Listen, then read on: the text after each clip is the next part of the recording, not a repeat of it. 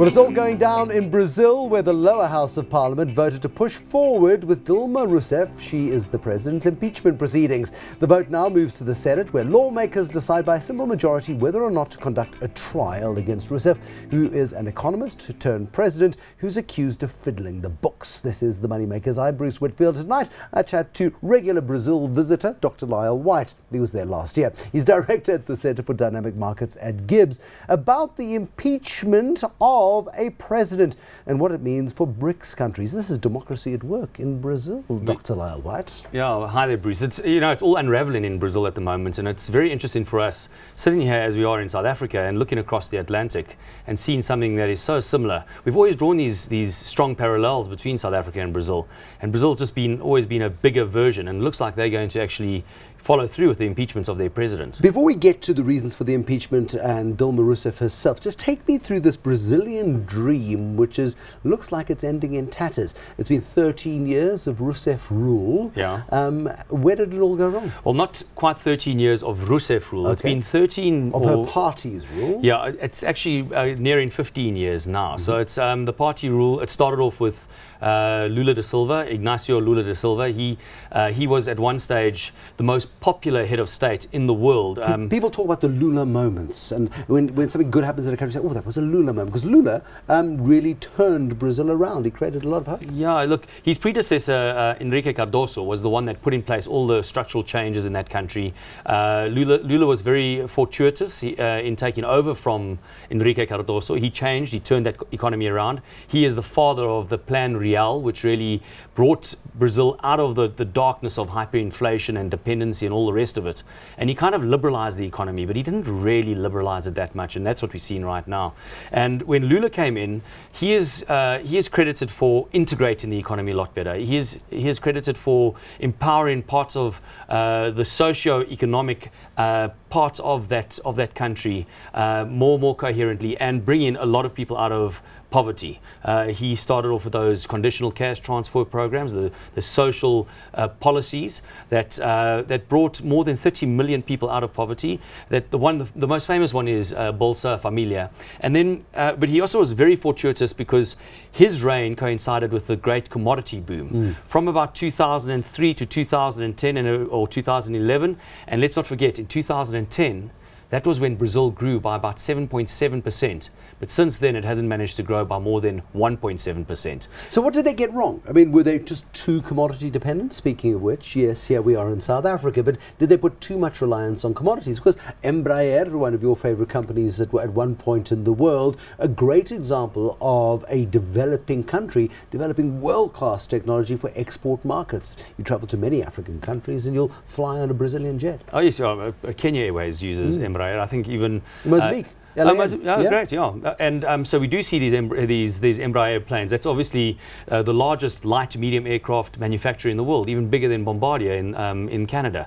And that was one of the great things. But using Embraer as an example, but also on the back of the commodity boom, you highlight two parts of the Brazilian model that has not worked. It was heavy state intervention and state reliance, and the commodities and this dependency on the commodities. Embraer, let's not forget, is actually a state-owned company. It came through the ranks of the Ministry of Defence and ultimately became one of the technology leaders. So it was a great example at one stage. A Denel of its time, perhaps. Exactly. A Denel that tried to metamorphosize into something that was required in markets. And obviously, regional flights were the biggest cause or the biggest reason why Embraer became one of the most innovative and progressive companies in the world in that light aircraft manufacturing space. You say too much state intervention. So basically, we saw the governments, our post-1994 governments, for example, in Brazil, just not going far enough. They liberalized, but they didn't quite loosen the ties far enough, perhaps. Well, you know, under the leadership of Enrique Cardoso, who was first the finance minister, and he funny enough, he came into power as finance minister following an impeachment of his president at the time, and then ultimately he became the president. So we've seen this story before in Brazil, but this was the early 1990s. Latin America was really crippled by hyperinflation, a lot of social problems. Democracy wasn't really prevalent around the region. Enter Enrique Cardoso, and under his government they put in place, and it was the Social Democrats, they put in place a range of structural reforms which really put Brazil on the map and open Brazil. Brazil is historically a very closed economy. 200 million people, it's a big economy. The size of the Brazilian economy is the size of collective Africa, around $2 trillion. It's a big economy. So they've never really looked outward. If you look at some of the ratios, the trade to GDP ratios are under 25% in Brazil. So what Enrique Cardoso did was he opened Brazil up a little bit to the rest of the world, and he started liberalizing key companies and key sectors. And we get back to the commodities. He liberalized the big players in mining, not completely. He liberalized the likes of Vale, which at one stage, now Vale was at one stage the second largest mining company. And in many ways, the story of Vale really is a mirror representation of what's gone on in Brazil. Okay, so Vale has fallen from grace, Brazil has fallen from grace. We go from Cardoso, we go to Lula, and then do we go to Rousseff? Yeah, so following Lula, the hand-picked successor to Lula was Dilma Rousseff, with very little experience. I was actually surprised by your introduction to that referred to as an economist. Was she not? She may have been, she may have been. She came from the health ministry, and she was a very solid bureaucrat. And even the opposition party still maintained that she, in somewhat surprised fashion, that she was a very honest politician, honest by Brazilian standards at least. And she came into power, obviously on the ticket of Lula da Silva. When she came in and halfway through her presidency, she had a popularity rating of 75%. That's pretty high. It was very, very high. It was, again, off the Lula enigma, if you like. So where did it all go wrong? I mean, is she a victim of a failing state economy in Brazil, or has she lost her way? I think it's a combination of things, Bruce. I think she is a victim of the failing Brazilian economy, or the failing Brazilian model. But this was a model that she chose to pursue. She brought into office, into the finance ministry, a more populist finance minister, one that put in place something that they refer to as economics matrix. That was what he referred to.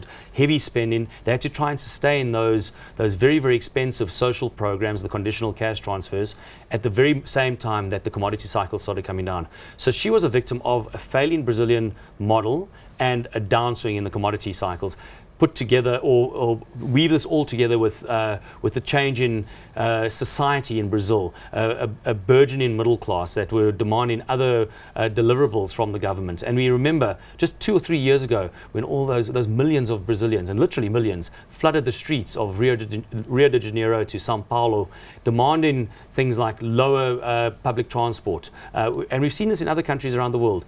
That middle class was a little bit more fragile than what we had actually expected in Brazil. I mean, let's talk about middle classes. I mean, South Africa's got a middle class that is proving to be quite fractured and fragile in its own way.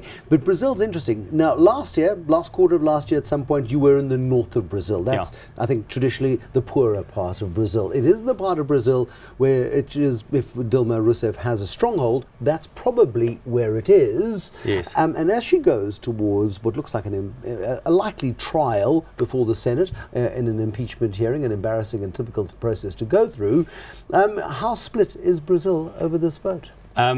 You've actually highlighted one of the most problematic issues in Brazil, a kind of a fault line between the north and the south. The south and the south coastal regions of Brazil are historically the richer regions. That's where Sao Paulo is, Rio de Janeiro, and the likes. And that's the middle class that has benefited from the last 15 years. Those were always predominantly the middle class, but that's where the wealthy and the super wealthy reside.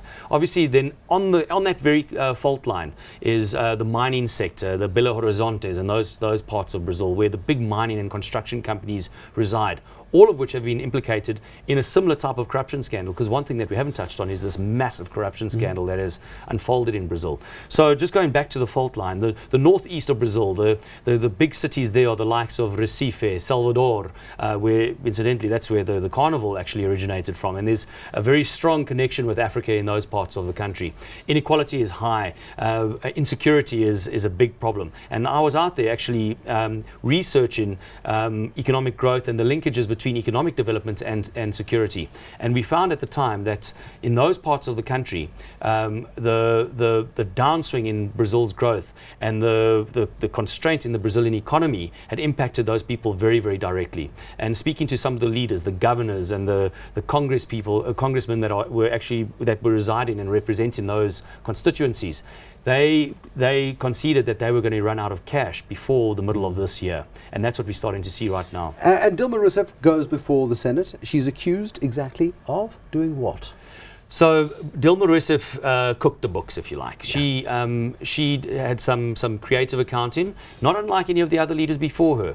The problem was that the other leaders before her did not have the problem of the economic crisis and the corruption crisis brewing at exactly the same time. You can get a lot with you can get away with a whole lot while the graph is trending upwards. As the graph trends downwards, people look for somebody to blame. Exactly. So she says that in the past, these leaders had done very similar types of maneuvering. They call it economic maneuvering, as what she did in the past. But they were able to fudge them over. No longer. And what's happened now is that Brazil has got, or Dilma Rousseff and her party have got very little room to maneuver and very little room to actually try and get out of this. And so the problem with what Rousseff has right now is that not only did she undertake this accounting, this maneuvering of the accounting books in 2014 when she was re-elected.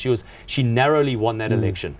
But the problem was that she is accused of mismanaging the entire economy, and that's what the population, the Brazilian population, are holding her accountable for. And that is healthy in a democracy. The problem Brazil's got is they've got a deputy president who could very well fill her shoes, but he's got problems of his own. Yeah, so that's the incredible story, the riddle within the enigma of Brazil. They have the deputy president, Michel Temer, who is part of, let's not forget that the ruling coalition, or the ruling elite in Brazil at the moment, the ruling government, sorry, is a ruling coalition between the PT and the PMDB. PMDB is the largest political party in Brazil. The ruler there is the vice president, Michel Temer. He's literally salivating at the thought of Rousseff leaving office.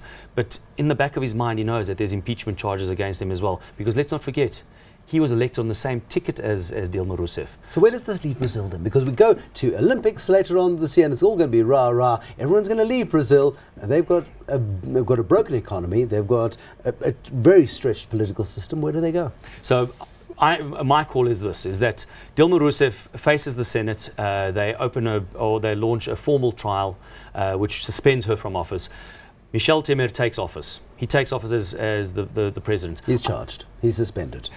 That's where they might actually slow the process down, given where Brazil is at the moment. If he is charged and suspended, Brazil has to, within a period of about 180 days, run an election. You can imagine there might be an election at the very same time that the Rio Olympics are actually taking place. It's going to be one of those Brazilian novella stories. I mean, it really is. It's looking like that. I think at this stage, perhaps Michel Temer will see out his term, because the other thing that we haven't actually spoken about is that the opposition leaders are actually being implicated for corruption charges as well. What a glorious story. No doubt there will be a lot more on that one to tell, and we'll get Dr. Lyal White to come back and tell it as it unfolds. He's director at the Centre for Dynamic Markets. Certainly they are dynamic in Brazil. He works at the Gordon Institute of Business Science and teaches there, of course, and gives insights like he did to us this evening. There'll be more Moneymakers next time. Till then, bye-bye.